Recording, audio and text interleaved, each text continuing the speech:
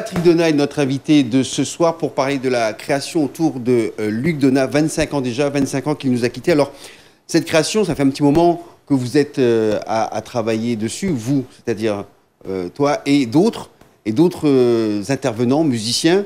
Et l'idée, ça a été de mélanger, de mailler des gens qui ont connu Luc Donat, comme toi, bon, évidemment, mais également des gens comme Rico Bourris, Fred Espel, et d'autres plus jeunes qui appartiennent à la nouvelle génération. C'est un petit peu l'idée directrice de ce spectacle qui va être présenté. Oui, c'est un plateau où il y a plein d'artistes qui sont de La Réunion.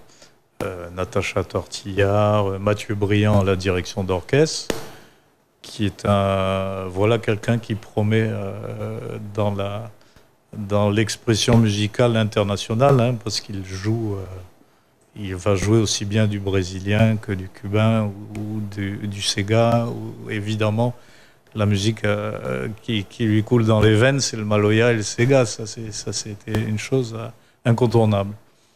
Donc Mathieu Briand, Bernard Permal, Bernard Minacci, et un plateau avec Audrey Dardenne, Cagrin, Didier, que je connais bien.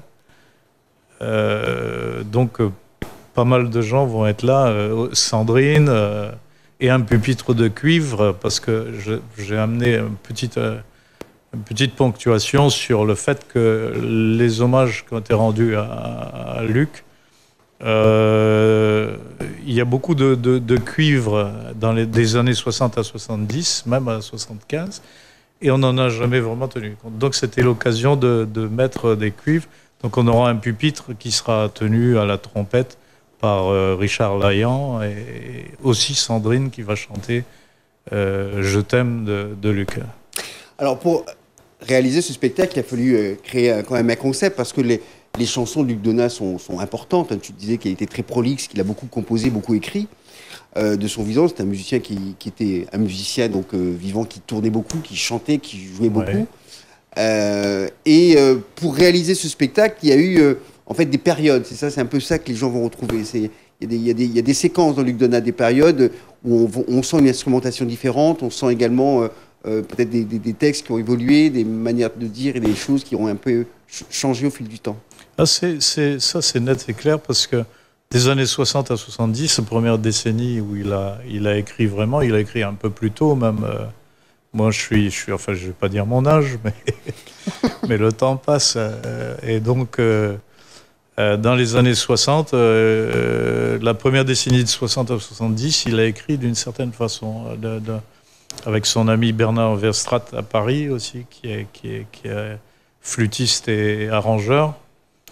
Je pense à lui parce qu'il doit avoir 80 et quelques années. Si Luc était vivant, il aurait 89 ans.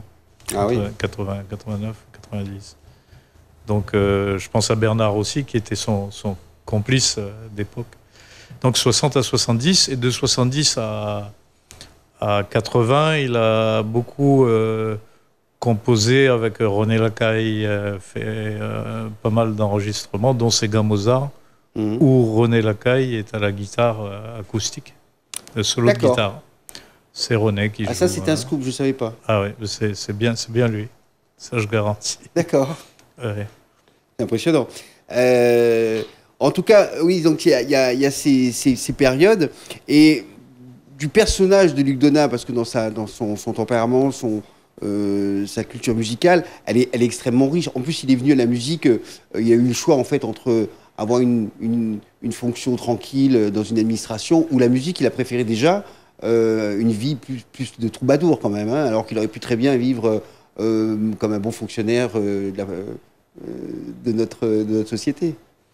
C'est vrai qu'il avait des fois un réflexe, on rigolait hein, parce que de son vivant quand on faisait un week-end ensemble un peu festif. Il me disait peut-être un jour, quand je serai mort, on me connaîtra. Je dis, alors on se fendait la pêche évidemment, parce qu'on s'est dit, bon, on va pas attendre d'être mort pour profiter de la vie quand même. Ça, c'est une bonne façon de voir les choses. De son vivant, il était quand même connu et reconnu. Parce que moi, depuis ma plus tendre enfance, j'ai toujours connu Luc Donat associé à La Réunion. Évidemment. Oui, bah, c'était aussi les gens, Fred Espel, Luc Donat. Enfin, Fred était un peu plus jeune, mais Luc ou Arlanda, qui était plus de sa génération. Ou alors, je pensais à Maxime Lahope aussi, qui était de sa génération.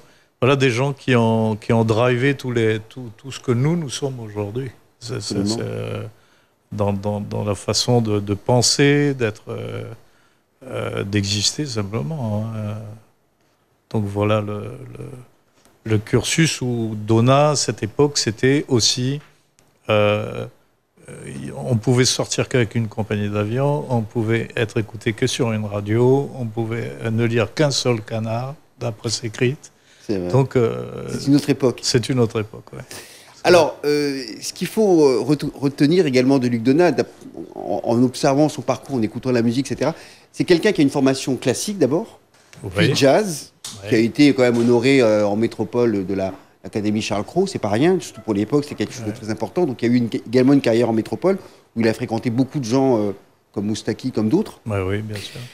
Ça, les gens ne le savent pas véritablement, mais c'est vraiment un artiste majeur de La Réunion. Ouais. Et avec tout son bagage musical, technique, il s'est toujours mis au service, à La Réunion, du Sega populaire de l'île. Ah, il a aimé ça, parce que moi, je me souviens quand il était à Saint-Joseph dans les années...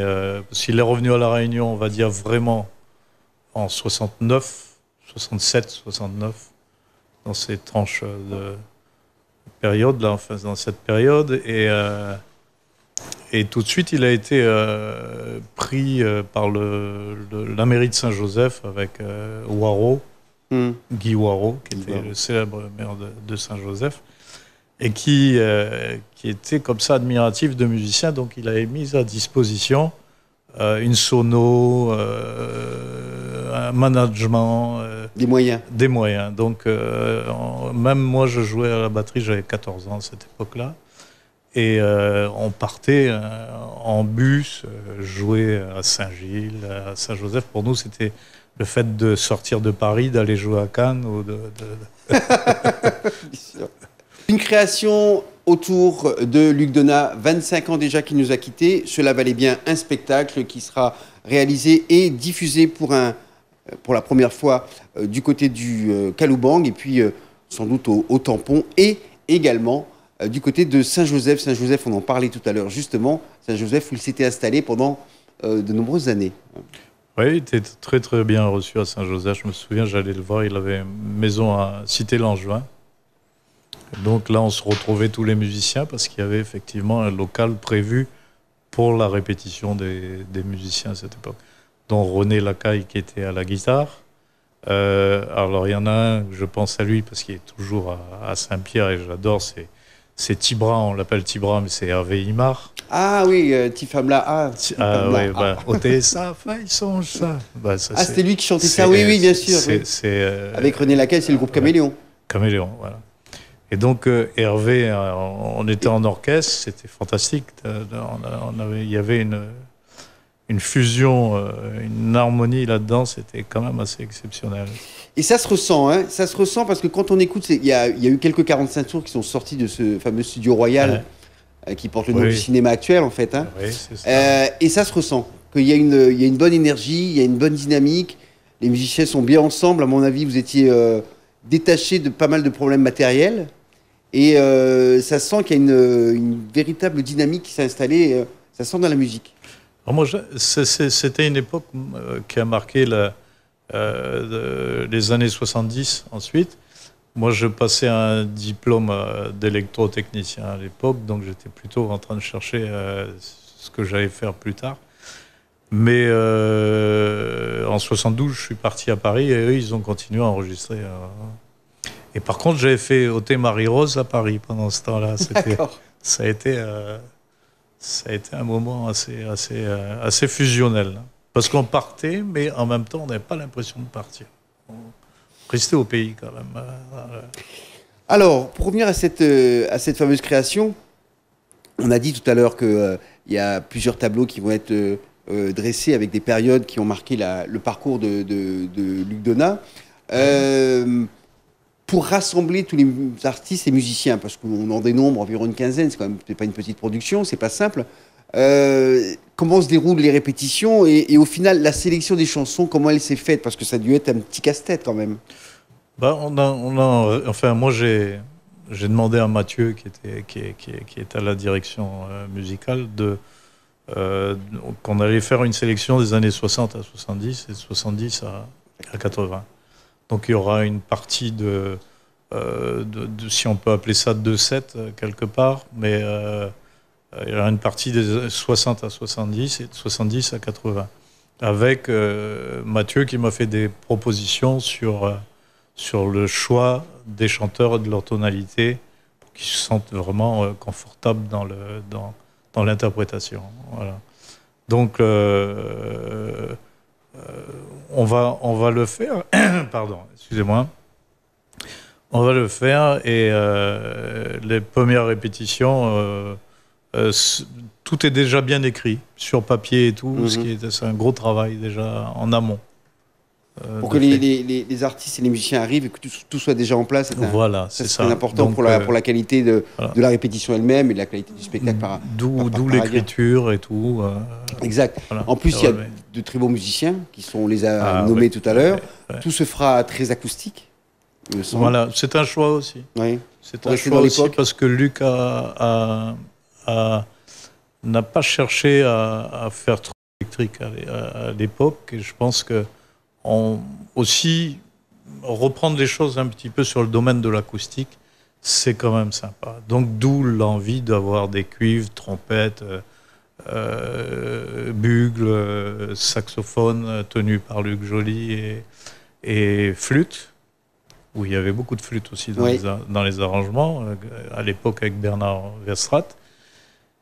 Et donc on revient un petit peu sur le mode acoustique. Ce sera une première même ils avaient mis les moyens avec Malavoie à l'époque, où ils avaient mis un grand orchestre. Mais là, on va être en formation de 10 personnes à 12 personnes. Voilà. En permanence sur scène, oui. Parce qu'en plus, il y aura des intervenants. Voilà. On va citer Rico Bourris, Fred Espel, Maïdera également, qui intervient. Parmi les plus jeunes, donc on a cité Audrey Dardenne, Natacha Tortillard, Philippe Zora, mais également... Didier Kergrin, entre autres Jim Fortuné qui intègre également qui sera là aussi, qui sera également présent. Donc ça fait quand même une belle brochette d'artistes, musiciens, chanteurs, interprètes, et ça risque d'être un beau spectacle. En tout cas, on le souhaite, et un spectacle qui va être diffusé au Calouban, mais également sur Saint-Joseph et sans nul doute du côté du Tampon où il y avait une grande attache. D'ailleurs, le théâtre Luc Donat du Tampon porte le nom de Luc Donat, c'est pas pour rien. Et c'est vrai. Parce que le maire de l'époque était très attaché à la musique de Luc Donat.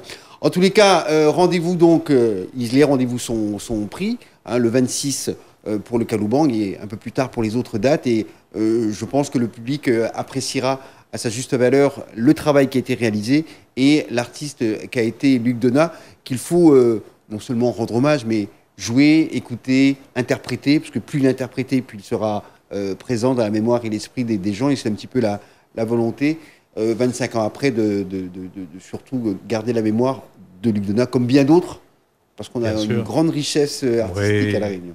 Bien sûr. Moi, je me souviens une petite histoire drôle comme ça, où j'étais à la batterie avec Julo Arlanda, il y avait Luc Donat, et on jouait pour le préfet. Et Arlanda, Jules n'avait pas reconnu le préfet l'après-midi. Et le préfet, il était en short, il passait, et puis comme il devait mettre son pied, il avait un petit problème au pied, donc il mettait son accordéon dessus, et il tape sur le dos du préfet, il dit « allez, trappe, petit fauteuil là-bas, là, pour moi, s'il vous plaît. » Après, je lui ai dit, mais tu sais, je crois que c'est le préfet. Il me dit, t'es Patrick, il aurait pu prévenir à moi. Surtout, la notoriété du préfet à l'époque était encore plus importante qu'elle l'est aujourd'hui. Oui. C'est pour vous dire que les musiciens, parfois, ils sont un petit peu sur notre planète, mais c'est très bien. C'est sur cette anecdote qu'on va conclure notre émission. Je te remercie franchement d'être venu au micro de Couleur Pays pour nous parler de Luc Donat, de ton parcours également. de toutes ces anecdotes, et je pense qu'il y en a Bien encore, on pourrait faire 2 heures d'émission. On va s'arrêter là, on te réinvitera peut-être un jour. Hein, merci, avec plaisir. Pour nous aussi, c'est un plaisir. Rendez-vous la semaine prochaine pour une nouvelle édition de Couleur Pays. Puis quand ce spectacle passe dans votre ville, surtout ne le ratez pas parce que je pense que c'est un bon moment pour écouter de la bonne musique et surtout se remémorer beaucoup d'airs que vous avez fredonnés, que vous avez chantés, que parfois vous ne vous souvenez plus qui l'a composé. Donc c'est une bonne occasion de se rafraîchir la mémoire. Bonsoir à toutes.